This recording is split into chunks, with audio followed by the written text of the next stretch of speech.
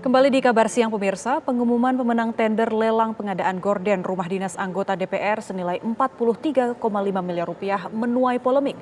Anggota Badan Urusan Rumah Tangga DPR akan memanggil Sekjen DPR untuk memberikan penjelasan.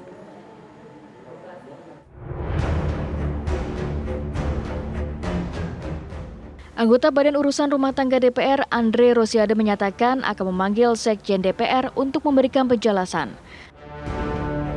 Pemanggilan akan dilakukan usai pembukaan masa sidang setelah masa reses berakhir.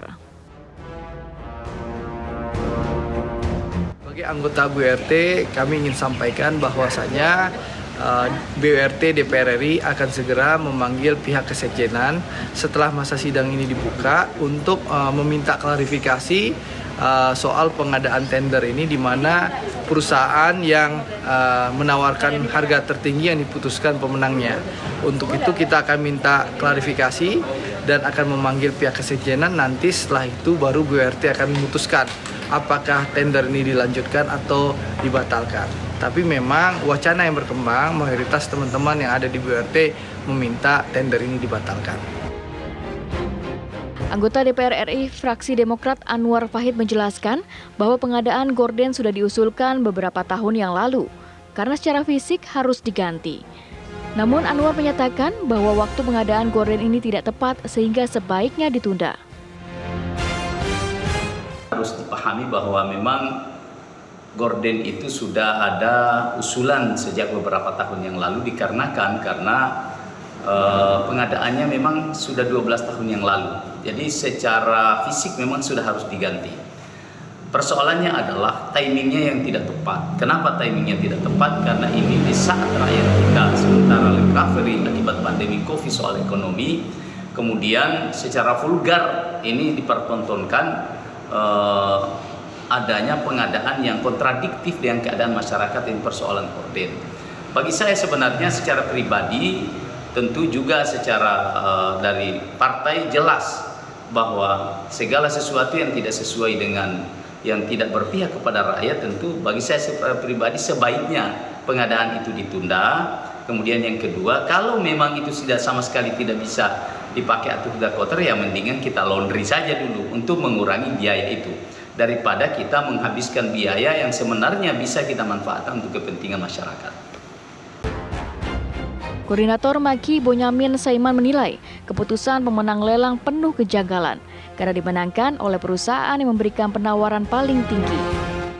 Maki menyayangkan pengumuman pemenang tender lelang gorden dan blin rumah dinas DPR RI beberapa hari yang lalu, di mana itu harga yang terbentuk adalah harga tertinggi dari 3 penawar, di mana harganya tersebut adalah sekitar 43 miliar sekian dari harga perkiraan sendiri 45 miliar. Nah, yang pertama adalah memang itu tidak wajar dan tidak lazim harga tertinggi yang dimenangkan. Mestinya yang dimenangkan adalah yang terendah yang memenuhi syarat. Kedua, penawaran tersebut oleh PT pemenang tersebut itu jauh di atas wajar, yaitu karena di atas 92%. Padahal mestinya biasanya kalau tender itu kompetitif maka di angka 85% sampai maksimal 90%. Nah, itu pun kisaran kalau Kementerian PUPR itu pengadaan barang jasa itu adalah 80, bahkan 80%. Nah, untuk ini saya akan meminta kepada Badan Urusan Rumah Tangga DPR sebagai atasan atau pihak yang mengawasi tender kesekjenan ini untuk membatalkan. Sementara KPK menghimbau seluruh tahapan tender agar dilakukan secara transparan. Peranan dari kuasa pengguna anggaran dan pejabat pembuat komitmen menjadi penting di sini untuk memastikan bahwa seluruh prosesnya sesuai dengan prosedur yang ada. Mengingat pengadaan barang dan jasa menjadi salah satu modus yang rentan terjadinya tindak pidana korupsi. KPK menghimbau seluruh tahapan di dalam proses pengadaan ini dilakukan secara transparan dan akuntabel guna mencegah agar pihak-pihak tertentu tidak memanfaatkannya untuk mengambil keuntungan pribadi dengan cara-cara yang koruptif tentunya. Oleh karena itu KPK juga menghimbau kepada masyarakat untuk turut mengawasi di dalam pengelolaan keuangan negara.